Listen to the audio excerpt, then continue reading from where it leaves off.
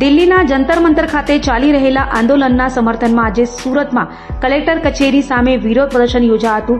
સોનમ વાકચૂકને સમર્થન આપતા પ્રદર્શનકારીઓએ શિક્ષણ મંત્રીના રાજીનામાની માંગ સાથે ઉગ્ર સૂત્રોચ્ચાર કર્યા હતા. દિલ્હીમાં ચાલી રહેલા શિક્ષણ મંત્રીના રાજીનામાની માંગ સાથેના આંદોલનના પડદા સુરતમાં જોવા મળ્યા હોય તેમ લાગી રહ્યું છે. ત્યારે સુરતમાં કલેક્ટરાલયે પહોંચેલા નાના બાળકોથી લઈ વડીલો સુધીના આંદોલનકારીઓએ હાથમાં પોસ્ટરો અને બેનરો સાથે વિરોધ પ્રદર્શનમાં જોડાયા હતા અને પ્રદર્શનકારીઓએ શિક્ષણ મંત્રી રાજીનામું આપોના નારા લગાવી પોતાની માંગ ઉઠાવી હતી. દિલ્હીના જંતર મંતર ખાતે ચાલી રહેલા આંદોલનને સમર્થન જાહેર કરતા લોકોએ શિક્ષણ વ્યવસ્થાને લઈને અસંતોષ વ્યક્ત કર્યો અને સરકારને યોગ્ય નિર્ણય લેવા અપીલ કરી હતી.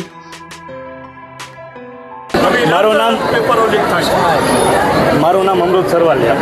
આજે કઈ રીતે સુરતનો વિરોધની વાત એ છે કે હાલનો મુદ્દો જે ચર્ચિત છે, દિલ્હીમાં જે સોનમ સર જે આંદોલન ઉપર ઉતરા છે વિદ્યાર્થીઓ માટે, એ વિદ્યાર્થીઓ માટેનું આંદોલન છે અને હરેક ભારત દેશના વિદ્યાર્થીઓ જાગૃત થઈને આંદોલનમાં જોડાણા છે. સુરત જિલ્લામાં બધા વિદ્યાર્થીઓ છે, હરેક કોલેજ, અલગ અલગ કોલેજમાંથી, ટ્યુશન ક્લાસીસમાંથી, સ્કૂલમાંથી હરેક વિદ્યાર્થીઓ આવ્યા છે અને વિદ્યાર્થીઓ પોતાનું આવનારું ભવિષ્ય જોવે છે, એટલા માટે ઉગ્ર આંદોલન કર્યું. એક મહિનાથી અનશન ચાલી રહ્યું છે દિલ્હી ખાતે. 2 દિવસ પહેલામાં પોલીસ દ્વારા જે લાઠીચાર્જ કરાયો, સોનમ વાંચુકને લઈ જવામાં આવ્યા, આ બાબતે શું કહેવું? આ બાબતે અમારું એટલું જ કહેવું છે કે સોનમ સર જે આંદોલન કર્યું છે, સોનમ સરને ડિટેન કર્યા છે, અત્યારે આંદોલન ઉપર ઉપવાસ ઉપરથી હટાવવામાં આવે છે, પણ એ વિદ્યાર્થીઓની તાકાત છે, ક્યારેય પણ ઊભી નહીં રહે. જ્યારે જરૂર પડશે ત્યારે વિદ્યાર્થીઓ પૂરી તાકાત સાથે વિરોધ કરશે. વિદ્યાર્થી તરીકે તમારી સરકાર પાસે શું માંગણી, શું અપેક્ષા? અમારી માંગ એ છે કે વિદ્યાર્થીઓના હંમેશ વિદ્યાર્થીઓના હિતમાં નિર્ણય આવે. વિદ્યાર્થી ભારત देश भविष्य से यानी साथ अन्याय था, ये बिल्कुल सहन नहीं था. जी सर, जयसवाल ऋषि, मेरा नाम जयसवाल ऋषि है.